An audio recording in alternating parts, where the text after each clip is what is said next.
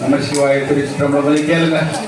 ராமகிருஷ்ண பரமஹம்சர் ஒருத்தர் இருந்தார், வாழ்ந்தார். உங்களுக்கு எல்லாம் தெரியுமா, கேள்விப்பட்டிருக்கீங்களா? ராமகிருஷ்ணா ஸ்கூல்ல சேர்க்க போறேன்னு போய் சேர்க்கிறீங்களா?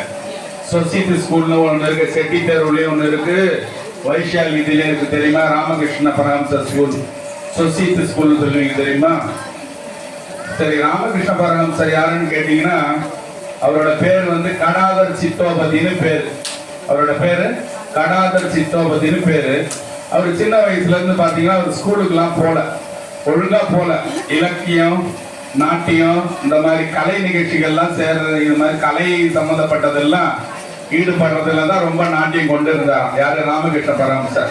அப்புறம் பேசலாம் எல்லாரும், இல்ல நீங்க பேசுறதெல்லாம் பேசுங்க, அடுத்த வார தடவை கூட பேசிக்கலாம். எனக்கு ஒண்ணு எந்த கஷ்டமும் கிடையாது. உங்களுக்கு எல்லாம் பேசுறது ரொம்ப இஷ்டமா இருந்தா சொல்லிடுங்க, ஒண்ணுமே அதெல்லாம் கோச்சிக்க மாட்டேன். நான் போய் ஃப்ரீயா ஆயிடுவோம், என் வேலையை பார்ப்பேன், 4 பாட்டு பாட்டு போயிட்டே இருப்பேன். என்னோட ஜென்மத்தை புண்ணியமாக்கிட்டு போயிட்டே இருப்பேன். இப்போ உங்களுக்கு புண்ணியமாக்கின்னு இருக்கிறேன், சரி கேட்கட்டுமேன்னுட்டு. அது நீங்க மாறாவே செயல்பட்டுட்டே இருந்தீங்கன்னா என்னோட வேலையை பார்த்து நான் போயிடுவேன். எனக்கு எதை பத்தி கவலை கிடையாது.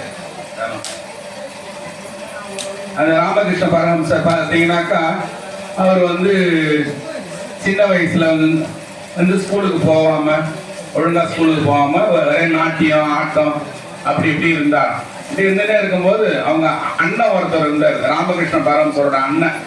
அவர் பேரு ராம்குமார்னு பேரு. அந்த ராம்குமார்ன்றவர் என்ன செஞ்சாரு, அவருக்கு கல்யாணம் ஆச்சு, ஒரு ஆண் குழந்தை பிறந்தது. பிறந்த உடனே இந்த ராம்குமாரோட வீட்டுக்காரங்க என்ன பண்ணாங்க, இறந்து போயிட்டாங்க. ஏதோ ஒரு இயற்கையின் விதி, அவங்க இறந்து போயிட்டாங்க. இறந்து போயிட்டது என்ன ஆகுதுன்னு கேட்டீங்கன்னா, உடனே ராம்குமாரும் அவரோட குழந்தையும் தான் இருக்கிறாங்க. யார் ராம்குமார்னா யாரு? ராமகிருஷ்ண பரமஹம்சரோட அண்ணன் பேரு ராம்குமார்.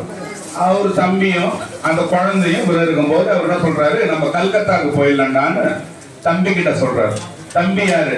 ராமகிருஷ்ண பரமஹம்சர்ன்ற ஒரு யோகி, பின்னால வரப்போற யோகி. அந்த யோகி அவரோட தம்பி கிட்ட சொல்றாரு, நம்ம போயிடலாண்டான்னு சொல்லும் போது இவர் என்ன பண்றாரு, சரி என்ன போயிடலாம், நம்ம போயிடலாம் சொல்லிட்டு கல்கத்தாவுக்கு போறாங்க. போகும்போது இவரு ராம்குமார் வந்து என்ன பண்றாங்கன்னா, ஒரு மீனவ ராணி, மீனவ இனத்தை சேர்ந்த ஒரு ராணி, அவங்க என்ன செய்யறாங்கன்னாக்கா,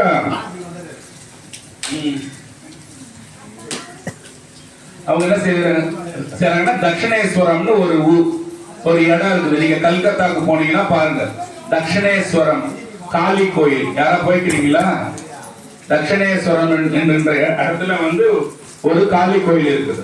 அந்த காளி கோயில் பேர் வந்து பவதாரணி காளி கோயில் பேர். ரொம்ப ரொம்ப ஃபேமஸ். நீங்க நார்த் இந்தியாவுக்கு போனீங்கன்னா, கல்கட்டாக்கு போனீங்கன்னா, தட்சிணேஸ்வரம் பவதாரணி காளி கோயில் அவ்வளவு கூட்டம் இருக்கும். நம்ம ஊர்ல எப்படி ஒரு திருவண்ணாமலை சிவன் கோயில் எப்படி பாக்குறீங்களோ அப்படி போவாங்க எல்லாரும். கொஞ்ச நாளைக்கு முன்னால கூட நீங்க பாத்தீங்கன்னா, இந்த அம்பானி ஒருத்தவர் வந்து காளியை தொட்டு கும்புற மாதிரிலாம் யூடியூப் எல்லாம் இருந்தது பாருங்க. அந்த சைடான அந்த காளி கோயில் அவ்வளவு ஃபேமஸ்.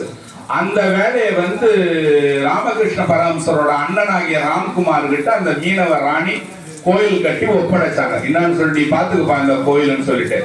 ஏன் ஒப்படைச்சாங்கன்னா, அந்த ராம்குமார்ன்றவரு வந்து கல்கத்தாவுக்கு போய்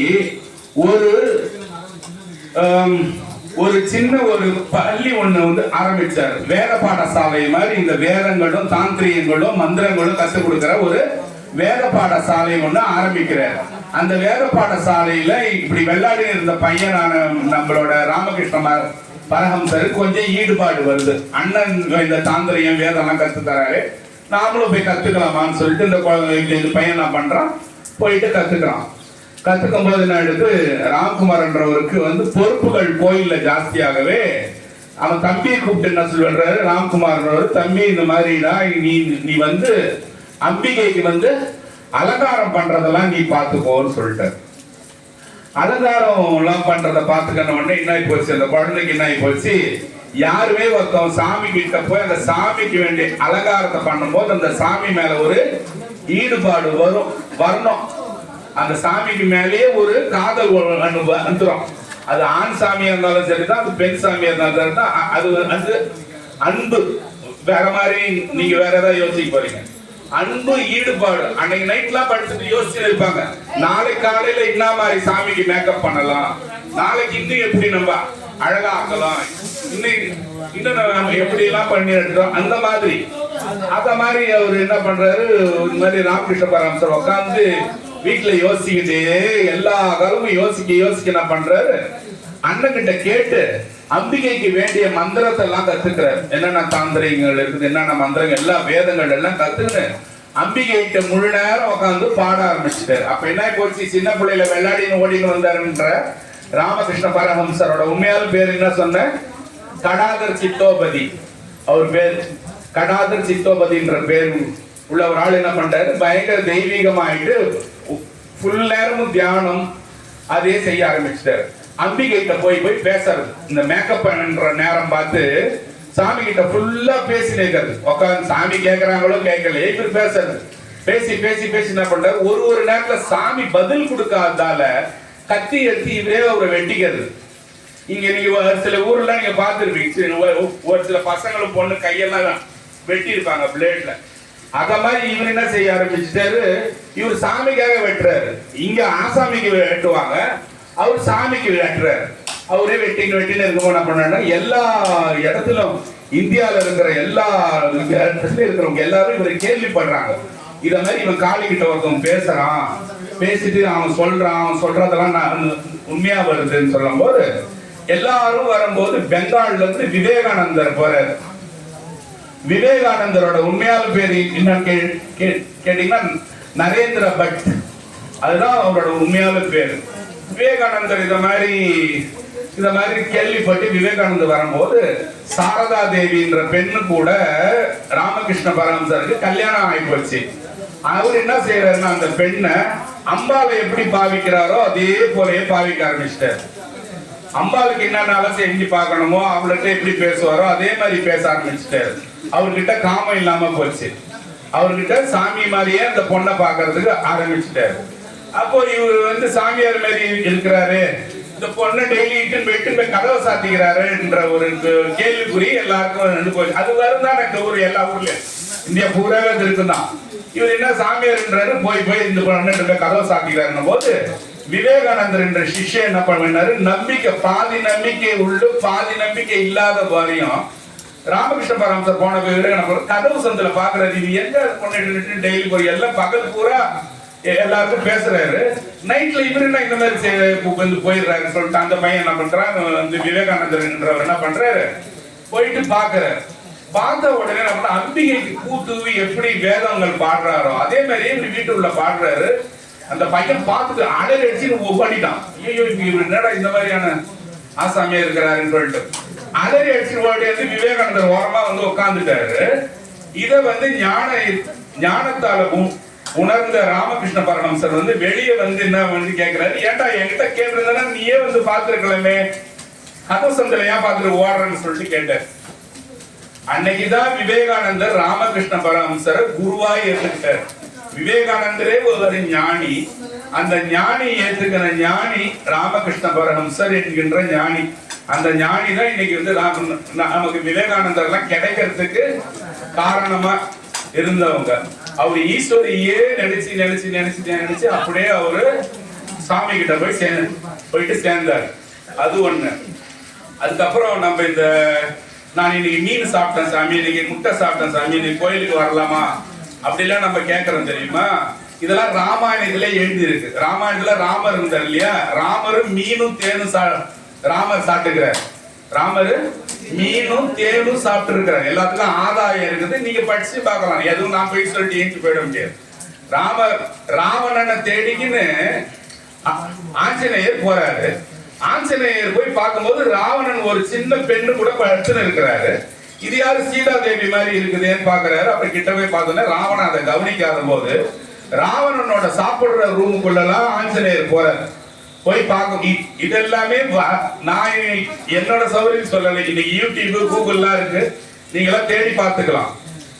ராவணனுக்குள்ள பேர் பார்க்கும் போது எருமை கறியும் மயில் கறியும் முயல் கறியும் ராவணனோட சாப்பாட்டுல இருந்திருக்குது. அது ஒண்ணு.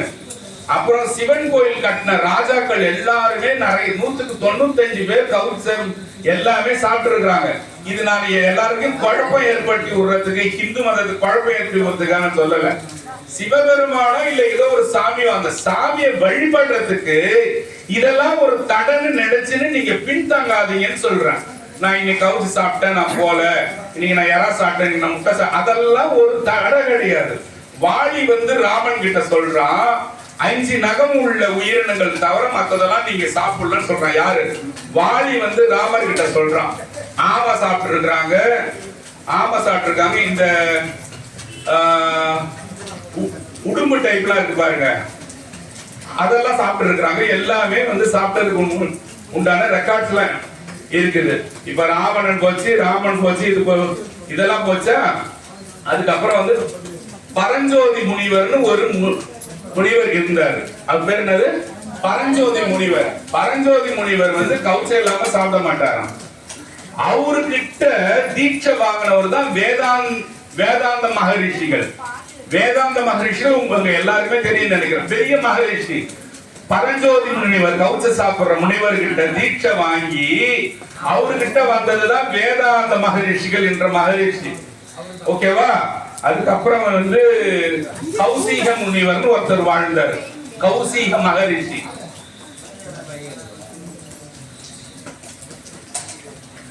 கௌசிக மகரிஷி ஒருத்தர் வாழ்ந்தார்.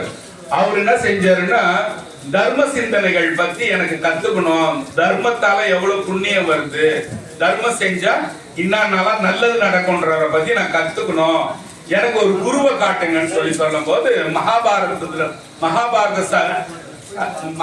சரித்திரத்துல வரும்போது ஒரு பெண் என்ன சொல்லுதுன்னா, தர்ம வியாதன் ஒருத்தர் இருக்கிறாரு. அவர் எங்க இருக்கிறாருன்னா மிகிலா நகரத்துல இருக்கிறாரு. தர்ம வியாதன் அவர் பேரு. அந்த தர்ம வியாதனை போய் பாரு, அவன் தர்மம் செஞ்சா என்னன்னா பலனு, தர்மம் எப்படி செய்யணும், எப்படி எல்லாம் நீ வந்து சாமி கிட்ட போனன்றத பத்தி உனக்கு சொல்லுவான்னு சொல்றாங்க. அப்ப தர்ம வியாதரை பார்க்கறதுக்கு கௌஷிக மகரிஷி போறாரு. இந்த கௌஷிக மகரிஷின்றவரு ரொம்ப சுத்தமானவர். அவரு தர்ம வியாதனை பார்க்க போறாரு. தர்ம வியாதன் இங்க போகும்போது பாத்தீங்கன்னா எரும மாட்டு கறி வெட்டி எல்லாருக்கும் பையில போட்டு கொடுத்துன்னு இருக்கிறாங்க. அவரு கறிக்கடை வச்சுக்கிற தொழில் செய்யறவர். எதுக்காக என்ன சொல்றேன்னா, எந்த தொழில் செய்யறதாலும் சாமிக்கு பக்தி, நீங்க அங்க போக கூடாது, நான் கை கழுவிட்டு போறேன், நீங்க பாட்டு சாமி கிட்ட, எந்த சாமி கிட்ட சாமி போனோம். சாமின்றது எல்லாத்தையும் தாண்டன பொருள். நம்ம மனுஷன் மாதிரி கிடையாது, எல்லாத்துக்கும் கோச்சிக்கிறதுக்கு இல்லையா. சாமின்றது எல்லாத்துக்கும் தாண்டனது. அப்ப இந்த தர்ம வியாதனை போய் கௌஷிக முனிவர் பாக்குறாராம். எரும மாட்டுக்கு கறியை எடுத்து எல்லாருக்கும் பையில போட்டு தராராம். அந்த கறி வெட்டுற கடை வச்சுக்கிற வியாபாரம் செய்யறவர் தர்ம வியாதன். அவன் ஒரு ஞானி. அவன் அந்த தொழில் செய்யற போது இவரு வந்து கௌஷிக மகரிஷி கேட்கிறாராம், நான் ஒரு சந்தேகம் உங்களை கேட்கணும் சாமி, எனக்கு சொல்றீங்களான்னு. அவர் சொன்னாரா, இங்க வேணா நீ என் வீட்டுக்கு வான்னு சொல்லும் போது வீட்டுக்கு போனா இவர் அந்த காலையில எடுத்து வந்து அந்த கத்தி கித்தி எல்லாம் எடுத்துன்னு வீட்டுக்குள்ள போறாராம். இவருக்கு புரியலையா, என்ன அந்த பெண்ணு வேற யாரையாவது போய் கேட்க சொல்லி இருக்கலாம், இவரு கையெல்லாம் ரத்தமா இருக்குது, இவருக்கு என்ன தர்ம சாஸ்திரம் தெரிய போகுது, இவர்கிட்ட போய் எப்படி கேட்கறதுன்னு சொல்லிட்டு தயக்கமாவே போகும்போது அங்க 3-4 பேர் அவர் வீட்டு வாசல்ல உட்காந்துருக்காங்க. யார் வீட்டு வாசல்ல? தர்ம வியாதர் வீட்டு வாசல்ல உட்காந்து இருக்காங்களா, இன்னும் இவர்கிட்ட இருக்கெல்லாம் கேட்கறதுக்கு. அப்ப எப்பேற்பட்ட ஞானியும் அவன் செய்கின்ற தொழிலாளியும் அவனோட சில பழக்க வழக்கங்களை வச்சு மனிதனாகி நீங்க தீர்மானிக்காதீங்க, நீங்க தீர்மானிக்காதீங்க, எவனையும் நம்ம தீர்மானிக்க கூடாது, அது சாமியோட வேலை. அதுக்காக அப்ப போய் பார்க்கும்போது உள்ளவான்னு சொல்லி கூப்பிட்டாராம். யார? கௌசிக முனிவரை தர்ம வியாதர் கூப்பிட்டாராம். தம்பி வா உடனே. இவரு பயந்துக்கினே போறாரு ரொம்ப ஆச்சாரமா. ஐயோ இவன் வேற மாடை வெட்டிக்கிறான், கையெல்லாம் ரத்தமாகுது, இவன் கூட எங்கடா போறதுன்னு அச்சப்பட்டுக்கினே போறானா.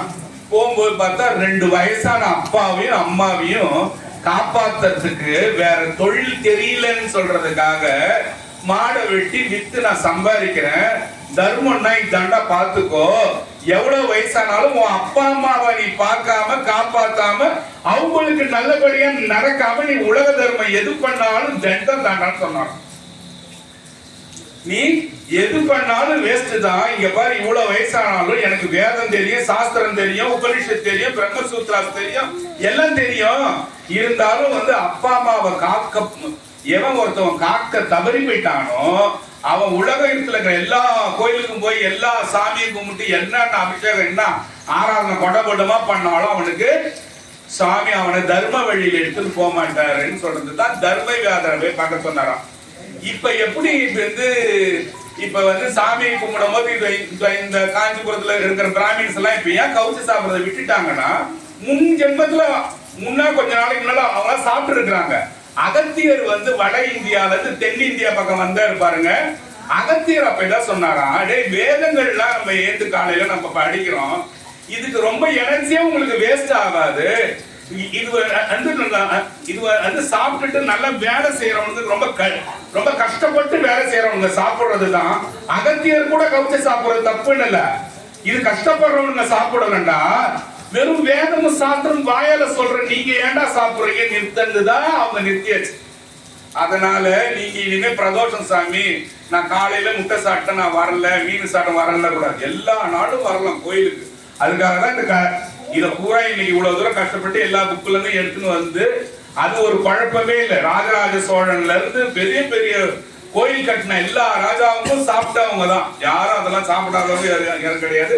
சிவபெருமான் இதெல்லாம் வச்சு உங்களுக்கு காட்சி கொடுக்காம இருக்க மாட்டார். ஐயா நீ மீன் சாப்பிட்டுட்டா, நீ முட்டை அதெல்லாம் வச்சு உங்களுக்கு காட்சி கொடுக்காம இருக்க மாட்டார். உங்ககிட்ட இருக்கிற அன்பு என்னாவோ, உங்களோட உண்மை என்னாவோ, உங்களோட வைராக்கியம் என்னாவோ, தினந்தோறும் பூஜை என்னவா இருந்தாலும் சரிதான், தினந்தோறும் பூஜை செய்ய முடியல, திடீர்னு ஊருக்கு கிளம்பி போனோம்னா அந்த பூஜை நேரத்துக்கு உள்ள பண்ற ஆத்ம பூஜை செய்யணும்.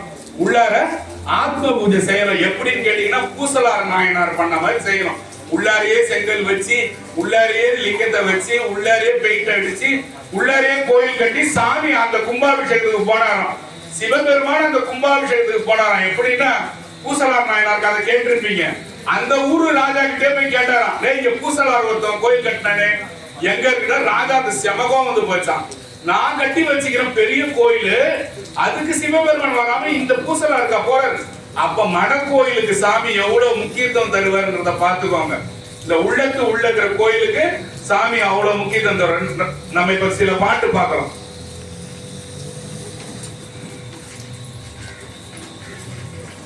ஆரம்பிங்க பாப்போம்.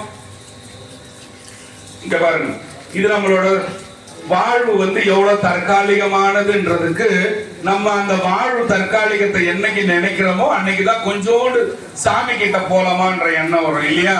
இப்ப இந்த அம்மா இருக்கிறாங்க, இப்ப இந்த அம்மாவை கூட்டு சாமி இன்னைக்கு காலைல என்ன சொல்லிடுறாரு, 500 வருஷம் நீங்க வாழ்வீங்கன்னு சொல்லிட்டாருன்னு வச்சுங்க, என்ன செய்வாங்க? ரொம்ப சந்தோஷப்படுவாங்க. அதுக்கப்புறம் என்ன செய்வாங்க? சாமியை மறந்துடுவாங்க. வேற எதுவுமே கிடையாது. சொத்து வாங்குறாங்க, கார் அதெல்லாம் இருக்கட்டும், சாமியை மறந்துடுவாங்க. ஏன்? 500 வருஷம் நமக்கு எப்படி எந்த வியாதி இருக்காது, யாரோட ஆதரவும் தேவைப்படாது, நம்ம இருப்போம் சாமி. அப்ப இருப்போம் இல்லையா? இங்க பாருங்க, அடப்பண்ணி வைத்தார் அடிசிலை உண்டார். அடப்பண்ணி வைத்தார் அடிசிலை உண்டார்னா ஒருத்தவன் என்ன செய்வானா, நல்லா வாழும் போது சாமியை நினைக்க மாட்டானா. என்ன நினைக்க மாட்டான்? சாமியை நினைக்க மாட்டான். சொன்னீங்கன்னா உங்களை பார்த்து சிரிப்பான், நகைப்பான், எல்லாம் செய்வான் இல்லையா? அப்ப என்ன பண்ணும், அடப்பண்ணி வைத்தார் அடிசிலை உண்டார். வீட்டுக்கார மாட்டான், எல்லாம் வாங்கி கறி இருந்தா இதை செய், இந்த முட்டையை செய், இந்த மீனுக்கு போட்டு செய், எல்லாம் செய், இந்த சாம்பார் வை, எல்லாம் செய்யறானா. அடப்பண்ணி வைத்தார் அடிசிலை உண்டார்னா இஷ்டப்பட்டதெல்லாம் கேட்டு சாப்பிடுவானா. மீதி அவனுக்கு எதுலயுமே நாட்டம் வராது. அடுத்த லைன்ல பாருங்க, மடக்கொடியாரோடு மத்தனம் கொண்டார்.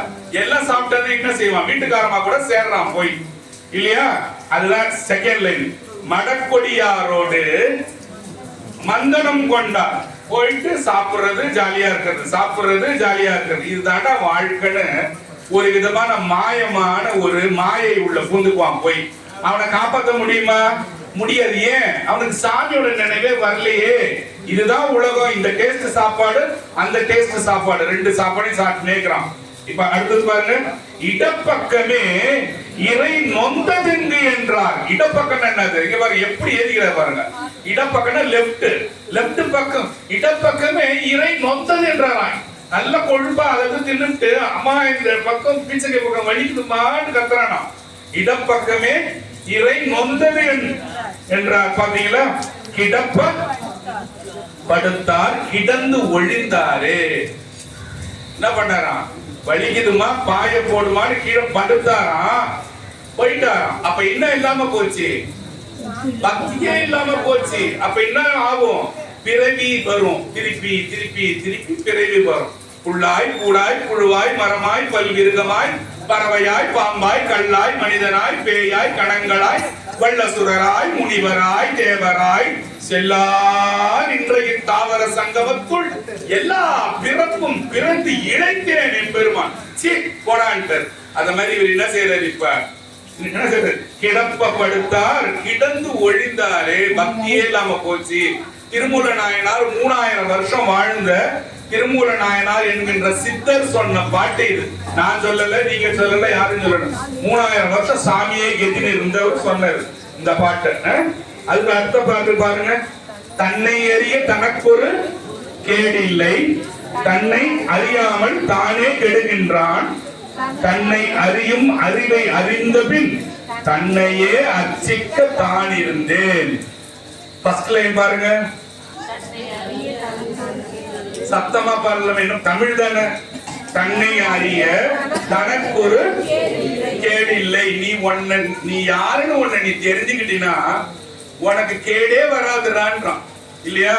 இதெல்லாம் தான் கண்ணதாசன் எல்லாம் பார்த்து இந்த பாட்டெல்லாம் எழுதி விட்டான். உன்னை அறிந்தால் நீ உன்னை அறிந்தால் பாட்டெல்லாம் பாடினான் தெரியுமா? இதெல்லாம் திருமூல நாயனார் கிட்ட காப்பி அடிச்சதுதான் இதெல்லாம். ஆமா, தன்னை அறிந்தால் தன்னை அறிய தனக்கு ஒரு கேடு இல்லை. உன்னை அறிஞ்சிட்டா உனக்கு எந்த கேடுமே கிடையாது.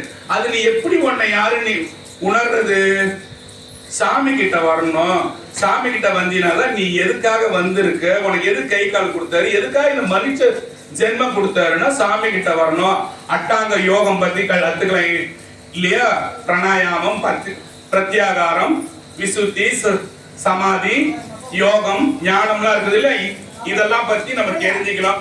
சரியை, கிரியை, யோகம், ஞானம் இதெல்லாம் பத்தி நம்ம கத்துக்க முடியும் இல்லையா? இது நீ சாமி கிட்ட வரவே இல்லை, உன்னை யாருன்னு நீ வந்து தெரிஞ்சுக்கவே இல்லைன்னா உன்னால கத்துக்கவே முடியாது தம்பின்னு சொல்ற. அடுத்த லைன் பாருங்க. தன்னை அறியாமல் தானே கெடுகின்றான். இவனை பத்தி கத்துக்கவே மாட்டான். 60 வயசான பிறகு கை கால்லாம் ஆட ஆரம்பிப்ப சொல்லுவான், பாசு எனக்கு இப்ப எல்லா பிள்ளைங்களும் எல்லாம் மேரேஜ் ஆகி போச்சு, இப்ப கோயிலுக்கு வரன்னு வருவான். யார் ஏத்துக்கிறது? யார் ஏத்துக்கிறது? சாமி உள்ள ஏத்துக்கணும்ல. நீ வருவ, உன் காலால வருவ போவ, அதுல எந்த பிரயோஜனமும் இல்லையே. சாமியை நீ உனக்கு உடம்பு நல்லா இருக்கும் போது, நல்லா எல்லாமே இருக்கும் போது இதையும் நீ பாதி பார்த்துருக்கணும். அப்ப சுத்தமா விட்டுட்டா சாமி, லாஸ்ட்ல வந்து கையெழுத்து போட்டா அவர் ஏத்துக்க மாட்டார் இல்லையா? 3வது லைனுக்கு போங்க. தன்னை அறியும் அறிவை அறிந்த பின், தன்னை அறியும் அறிவை அறிந்த பின் தன்னையே அர்ச்சிக்க தான் இருந்தேன். எப்ப எனக்குள்ள எல்லாமே இருக்குது, இந்த யோகம் இருக்குது, ஞானம் இருக்குது, இந்த மாதிரி இந்த இடத்துலதான் நம்ம பிறந்த போது என்ன வந்தது? காத்து இந்த பக்கம் தான் போச்சு, இது உள்ளதான் நம்ம மூச்சு காத்து உள்ள போச்சு, அது ஒளி இதுக்குள்ளதான் போச்சு. அதனாலதான் உச்சந்தலையே நீங்க பாத்தீங்கன்னா குழந்தைங்களை தொடாதுன்னுவாங்க. உள்ள போயிடும் தொடாத, உள்ள போயிடும் தொடாதுன்னா இது வழியா தான் போச்சு. திரும்பி போகும்போது எது வழியா போகணும்? எல்லாருக்கும் யூரின் போற பக்கம் போயிடும், டாய்லெட் பக்கம் போயிடும், காது வழியா போகும், கண்ணு வழியா போயிடும் நம்ம ஆத்மா. ஆனா அது எது வழியா போகணும்? உச்சந்தர வழியா போனாதான் நீங்க ஞானி. அதனாலதான் அந்த 4வது லைன்ல என்ன சொல்றான்? தன்னையே அர்ச்சிக்க தான் இருந்தேன். நீ தாண்டா சாமி, இதுதானடா சாமி, இந்த யோகம் தான் சாமியா, இந்த பிராணாயாமம் தான் சாமியா, இந்த பிரத்யாகாரம் தான் சாமியா உனக்கு தெரிஞ்சிடுச்சுன்னா நீயே ஒண்ணு அர்ச்சனை பண்ண ஆரம்பிச்சிருவ. என்ன பண்ணுவோம்? நீ ஒன்ன தியானிக்க ஆரம்பிச்சிருவ. அந்த சக்கரத்துல என்ன பண்ணுவோம்? மூலாதாரம், சுவானிஷ்டானம்னு சக்கரம் இருக்குது இல்லையா? நீ அந்த சக்கரத்தெல்லாம் ஆக்டிவேட் பண்ணி உன்னோட மூச்சை இப்படியே போக வச்சிருவா. இப்படி போற ஆத்மா எங்க போவோம்? சாமி கிட்ட நேரா போயிடும். ஓகேவா? அடுத்த பாட்டு பாருங்க. ஈசன் அடியார் இதயம் கலங்கிட, தேசம் நாடும் சிறப்பும் அழிந்திடும், வாசவன் பீடமும் மாமன்னன் பீடமும் நாசமது ஆகுமே நந்தி நன்னந்தி ஆணையேன்னு சொல்றாரு. ஈசன், இப்ப நீங்க ஈசனை வந்து கும்பிட வந்துக்கிறீங்க இல்லையா? அப்ப நீங்க யாரு? சிவனடியா, ஈசனோட அடியார். நீங்க உங்களுக்கு கலக்கம் பண்ற போல யாராவது உங்களை வேணும்னு ஏதாவது செய்யறாங்கன்னாக்கா அது என்ன சொல்றாங்கன்னா வாசவன் பீடமா. வாசவன்னா யாரு? இந்திரன். இந்திரன் இருக்கிறான் தெரியுமா? வாசவன் பீடமும் மாமன்னன் பீடமும் நாசமது ஆகுமேனா சிவனடியார கலக்கம் பண்ற போல யாராவது உங்களுக்கு, நீங்க இப்ப சாமியே கதின்னு இருக்கிறீங்கன்னா உங்களுக்கு கலக்கம் பண்ற நேரத்துல கலக்கம் பண்றவன் இந்திரனா இருந்தாலும் சரி, அந்த நாடு ஆளுறவன் ராஜா ஆளும் சரி, அவனோட அரசாங்கமே வீணா போயிடுன்னு சொல்றாரு. இது யார் மேல சத்தியம் பண்ணி சொல்றாரு? சத்தியம் சொன்னோம் நன்னந்தி ஆணையே சொல்றான். நந்தி மேல ஆணையா நான் சொல்றேன், சிவனடியார்கள் கிட்ட போய் எதுவும் பண்ணாதீங்க, அவங்க சாமியே கதின்னு போயிடுவானுங்க, அவனுக்கு சொல்ல கொடுக்காதீங்கன்ற. இன்னொரு தடவை ரீட் பண்ணுங்க. ஈசன் அடியார் இதயம் கலங்கிட தேசமும் நாடும் சிறப்பும் அழிந்திரும். தேசம்னா நாடு, தேசம்னா உலகம், தேசமும் நாடும்னா இந்திய நாடு. உலகத்துல இப்ப இந்தியான்னு வச்சீங்களா உதாரணத்துக்கு. தேசமும் நாடும் சிறப்பும் அழிந்திடும், வாசவன் பீடமும் மாமன்னன் பீடமும் நாசமதுமாகுமே நன்னந்தி ஆணையேன்னு திருமூலர் சொல்றார். அதனால பெருமான கும்பிட்டீங்கன்னாக்கா உங்களை யாராவது டிஸ்டர்ப் பண்ண அப்பா போப்பான்னு எடுங்க. ஓகேவா? அடுத்த பாட்டு பார்க்கலாமா? ஓடி ஓடி ஓடி உள்கலந்த ஜோதி. இந்த பாட்டு நீங்க எல்லாம் கேட்டிருக்கீங்க தானே? ஓடி ஓடி ஓடி ஓடி உட்கலந்த ஜோதியை நாடி நாடி நாடி நாடி நாட்களும் கழிந்து போய் வாடி வாடி வாடி வாடி மாந்தர்கள் நிறைந்த கோடியே. இதுக்கு நான் அர்த்தம் உங்களுக்கு சொல்லவே தேவையில்ல. நான் உங்களுக்கு நிறைய தடவை சொல்லியிருக்கேன். ஓடி ஓடி ஓடி ஓடினா இந்த ஓடி ஓடி ஓடி பொருள் சேர்த்த ஓடியாவும் இருக்கலாம். மூச்சை விட்டு விட்டு இழுத்தீங்க பாருங்க, மூச்சை விட்டு விட்டு இழுத்த பாருங்க, அந்த ஓடி ஓடியா இருக்கு. இந்த உட்கலந்த ஜோதியை நாடி நாடி நாடி நாடி நாட்களும் கழிந்து போய் வாடி வாடி வாடி வாடி வாடி போன மாத்திரங்கள். இப்ப நான் உட்காந்து நாய் கத்துற மாதிரி உங்ககிட்ட கத்துறேன். இத மாதிரி எவ்வளவு பேர் கத்தி இருப்பான். எதையாவது நீங்க கேட்டிருப்பீங்களா? எதையாவது கேட்டிருப்பீங்களா? அதான் வாடி வாடி வாடி வாடி வாடி போன மாந்தர்கள் கோடி கோடி கோடி கோடி எண்ணிறைந்த கோடி. இப்ப உங்களை மாதிரி பல கோடி பேர் வந்து கத்திருக்கானா, எல்லாத்தையும் கேட்டுட்டு எதையும் செய்யாம போயிருக்கானா. அததான் சொல்றான் கோடி கோடி எண்ணிறைந்த கோடி. அதுக்கு அடுத்த லைன் பாருங்க. ஓடம் ஓடம் உள்ள போதிலே ஓடிய பாருங்க, ஓடம் உள்ள போதலோன்னு வரும். அது போதியே இல்ல. ஓடம் உள்ள போதலோ ஓடி ஓடியே உலாவலாம். ஓடம் உள்ள போதலோ உறுதி பண்ணி கொள்ளலாம். ஓடம் உடைந்த போது ஒப்பில்லாத வெளியிலே ஆடும் இல்லை கோடும் இல்லை யாரும் இல்லை ஆனதேன்னு சொல்றாரு. என்னன்னா இப்போ ஒரு போட்டு ஒண்ணு வச்சுக்கிறீங்க. அந்த போட்ல நீங்க இருக்கும் போதே தானே நீங்க மீன் எல்லாம் தேட முடியும். போட்டுடைய இறங்கிட்டு எப்படி தேடுவீங்க? உங்களால தேட முடியாது இல்லையா? அதான் ஃபர்ஸ்ட் லைன். ஓடம் உள்ள போதலோ ஓடியே உலாவலாம். நம்ம கிட்ட ஓடம் இருக்கும் போதுதான் நம்மளுக்கு வேண்டிய பொருள் எல்லாம் நம்ம தேடிக்க முடியும். இதுல வந்து சிவவாக்கியர் எதை பத்தி சொல்றாருன்னா, ஓடம்னா உங்களோட உடம்ப பத்தி சொல்றாரு. இந்த உடம்பு நம்ம கிட்ட இருக்கும் போது பாருங்க, ஓடம் உள்ள போதலோ ஓடியே உலாவலாம். ஓடம் உள்ள போதலோ உறுதி பண்ணி கொள்ளலாம். உங்களுக்கு ஏதாவது பிரச்சனைனாலும் அரசியலையோ யோகா பண்ணி இல்ல நம்ம வேற ஏதாவது பண்ணி நம்ம அதை உறுதியாக்கிக்கிட்டு சாமியை போய் சேரலாம். மூணாவது லைன் பாருங்க. ஓடமும் உடைந்த போது ஒப்பில்லாத வெளியிலே. ஓடம் உடைஞ்சு போச்சுன்னா என்ன அர்த்தம்? செத்து போயிட்டோம். ஒப்பில்லாத வெளியிலே அங்க போன என்ன செய்யறது? எதுவுமே செய்யல சாமி. ஓடம் போச்சு, டேமேஜ் ஆகி போச்சுன்னா என்ன ஆயிடும்? இப்ப உங்க போட்டு அணிஞ்சுதான் என்ன ஆகும்? கடல்ல போயிடும் இல்லையா? அப்ப ஓடம் வீணான பிறகு வெளியின நம்மளோட ஆத்மா வெளியே போயிடுச்சு. அப்ப ஆடும் இல்லை கோடும் இல்லையா, யாருமே இல்லைன்னு ஆயிடுமா? அப்ப என்ன ஆயிடும்? சாமியே உன்னை ஏத்துக்க மாட்டான். நீ எங்கப்பா போறன்னு கேக்குறாரு. நீ எங்க போற? ஓடம் இருக்கும் போது ஓடத்தை ஒழுங்கு பண்ணலையே. ஓடம் இருக்கும் போது ஒழுங்கு பண்ணல, ஓடம் உடஞ்சிடுச்சுன்னா திடீர்னு எங்க போறன்னு கேக்குறாரு சிவவாக்கியர். புரியுதா உங்களுக்கு எல்லாம் இல்லையா? ரொம்ப டிஸ்ட்ராக்ஷன் இருக்கு. சரி, அந்த ராகத்துல இந்த பாட்டை பாடுங்க பாப்போம். ஓடமுள்ள போதலோ ஓடியே உலாவலாம். ஓடமுள்ள போதலோ உறுதி பண்ணி கொள்ளலாம். ஓடம் உடைந்த போது ஒப்பில்லாத வெளியிலே ஆடும் இல்லை கோடும் இல்லை யாரும் இல்லை ஆனதே. ஓம் நம சிவாய ஓம் ஓம் நம சிவாய ஓம் நம சிவாய ஓம் ஓம் நம சிவாய ஓம் நம சிவாய ஓம் ஓம் நம சிவாய ஓம் நம சிவாய ஓம் ஓம் நம சிவாய. நினைப்பதொன்று கண்டிலன் நீ எல்லாது வேறில்லை நினைப்புமாய் மறைப்புமாய் நின்ற மாய்கை மாய்கையே அனைத்துமாய் அகண்டமாய் அநாதியாய் அநாதியாய் எனக்குள்ளி உனக்குள் நான் இருக்குமாறு எங்கனே. ஓம் நம சிவாய ஓம் ஓம் நம சிவாய ஓம் நம சிவாய ஓம் ஓம் நம சிவாய ஓம் நம சிவாய ஓம் ஓம் நம சிவாய ஓம் நம சிவாய ஓம் ஓம் நம சிவாய. இவங்க லாஸ்ட் பாட்டு என்ன தெரியுமா? என்ன அதுக்கு அர்த்தம்னா, நினைப்பதொன்று கண்டிலன் நீ இல்லாது வேறில்லை. சாமியோட நினைப்பு மட்டும்தான் நமக்கு இருக்கணுமா, மீது நினைப்பு இருக்க கூடாது. ஆனா ரெண்டாவது லைன்ல என்ன சொல்ற பாருங்க, நினைப்புமாய் மறைப்புமாய். நீங்க நினைக்கும் போதுதான் உங்களுக்கு போன் வரும், நீங்க யோசிக்கும் போதுதான் வேற ஏதாவது உங்களுக்கு ஞாபகம் வரும். நினைப்புமாய் மறைப்புமாய் நின்ற மாயை மாகி எல்லாம் அதெல்லாம் மாயண்டான்னு சொல்றாரு. உன்னை சாமி கிட்ட போக விடாம இப்ப என்னென்ன உன்னை மறைக்குதோ அத்தனையும் மாயம். எல்லாரும் இப்படிதான் இருக்கும்.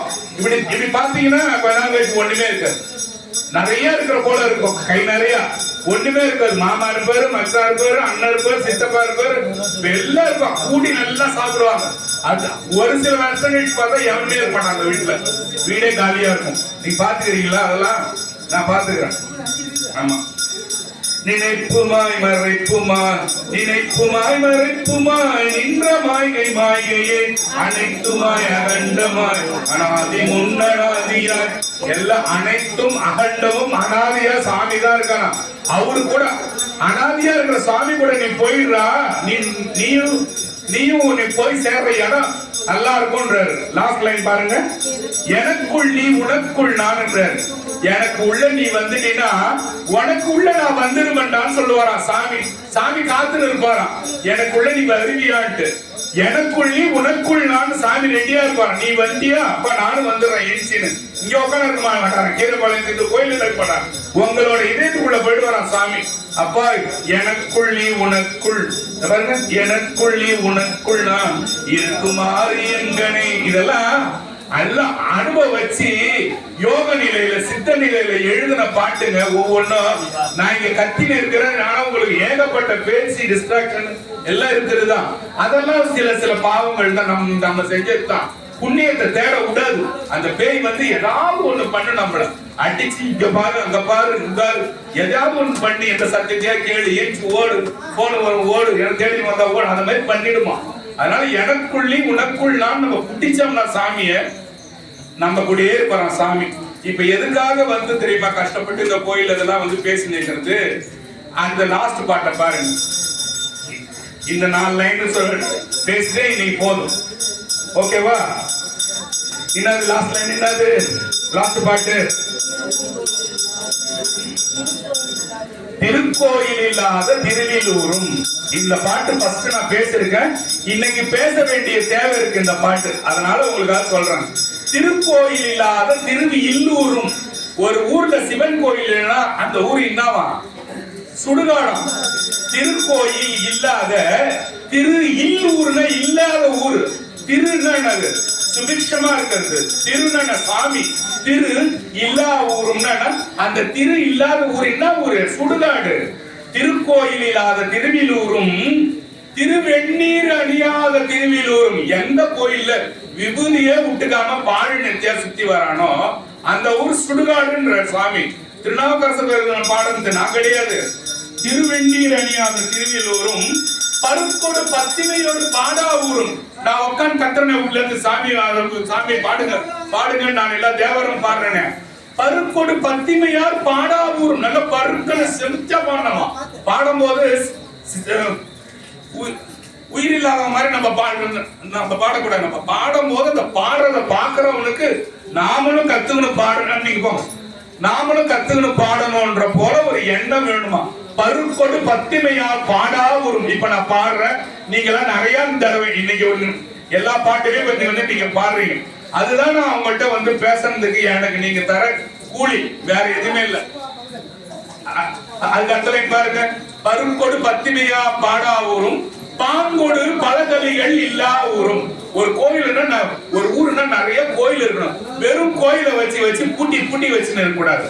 அந்த கோயிலெல்லாம் 6 கால பூஜை 3 கால பூஜை, நீங்க போனோம் சாமிய பாடணும், இத போல இருக்கணுமா அந்த ஊர். அந்த ஊர் மாதிரி இல்லாத ஊர் என்ன ஊரா? திரு இல்லாத ஊரும் இடுகாடுன்னு சொல்றோம். அதெல்லாம் சொல்லிக்கினே வரான் பாருங்க. என்னது இங்க பாருங்க. திருக்கோயில் இல்லாத திருவிலூரும் திருவெண்ணீர் அணியாத திருவிலூரும் பருப்போடு பத்துமையா பாடா ஊரும் பாங்கோடு பழங்கலிகள் இல்லா ஊரும் விருப்போடு வெண்சங்கம் ஊதா ஊரும். இந்த ஊர்ல இந்த கோயில்ல இருந்த சங்கையோட திருடின்னு ஓட்டான். இவங்களை என்ன சொல்றது நானு, எதுல சேர்க்கிறது? அதுக்குதான் இந்த பாட்டை நான் எடுத்துன்னு வந்தேன். சிவன் கோயில் சங்க திருடின்னு ஓடலாமா? எவன் திருடின்னு ஓடானு எங்களுக்கு தெரியல. இவங்க விருப்போடு வெண்சங்கம் ஊதா ஊரும், அது சிவபெருமானோட சொத்து. அந்த வெண்சங்கு இப்ப நாங்க ஏன் ஊதுறோம் உள்ளார? ஒரு சிவன் கோயில்லாம் அதுல சங்கு ஊதியே ஆகணும். சங்கு வந்து ஒரு பெரிய மங்கள வாத்தியம். நீங்க அதை எப்படி இப்ப எடுத்துட்டு வந்துட்டீங்கன்னா எவனா செத்தா ஊதுற மாதிரி எடுத்துட்டு வந்துட்டீங்க. அது வந்து சாவர இடத்துல ஊதுறது கிடையாது, சிவன் கோயில்ல ஊதுறதுதான். விருப்போடு வெண்சங்கம் ஊதா ஊரும். லாஸ்ட் லைன் என்னது? விதானமும் வெண்கொடியும் இல்லா ஊரும். நம்ம கோயில்ல இப்போ கார்த்திகை மாசம்னா ஐயர் என்ன செய்வாரு? ஃபர்ஸ்ட் என்ன செய்வாரு? கொடி ஏத்துவாரு. இல்ல கொடி ஏத்துவாரு, நந்தி கொடி ஏத்துவாரு. பாத்துக்கிறீங்களா? அதான் விருப்போடு வெண்சங்கு ஊதா ஊரும் விதானமும் வெண்கொடியும் இல்லா ஊரும். கொடியே ஏத்தாம பாலடைஞ்சு கடந்ததுன்னா அந்த ஊர் பேர் என்னவா? சுடுகாடுன்னு பேரு. லாஸ்ட் லைன் பாருங்க.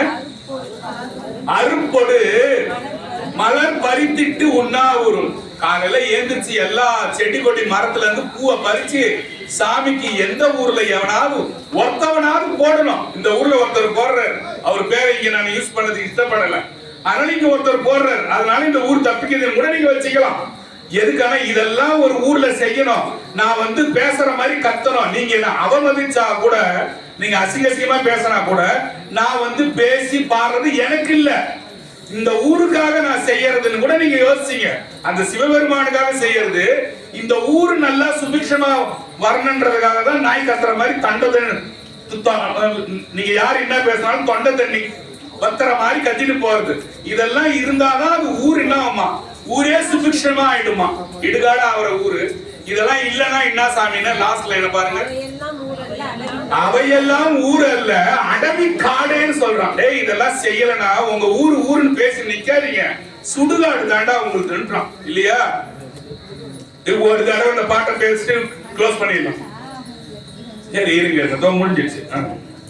திருக்கோயில் இல்லாத திருவிலூரும் திருவெண்ணீர் அணியாத திருவிலூரும் பாங்கோடு பலதலிகள் பருக்கோடு பத்திமையா பாடா ஊரும் பாங்கோடு பலதலிகள் இல்லா ஊரும் விருப்போடு வெண்சங்கு ஊதா ஊரும் விதானமும் வெண்கொடியும் இல்லா ஊரும் அருப்போடு மலர் பறித்திட்டு உண்ணா ஊரும் அவையெல்லாம் ஊர் அல்ல அடவி காடு. இப்ப நான் என்ன பண்றேன்னா உங்க பக்கம் இந்த பாயிண்ட் எல்லாம் சொல்லிட்டு விட்டுட்டேன். இனிமே நீங்க வெண்கொடி ஊருக்கு ஏத்துவீங்களோ, இல்ல வந்து பூ பறிச்சுட்டு சாப்பிடுவீங்களோ, இல்ல கோயில் எல்லாம் நல்லா பராமரிப்பீங்களோ, இதெல்லாம் உங்களோட இஷ்டம். நீங்க இதை செய்யலன்னா என்ன சொல்றாரு சாமி, அது ஊர் இல்ல பாடுறாரு. மீதி எல்லாம் நீங்களே பாத்துங்க. நமசிவாய. திருச்சிற்றம்பலம்.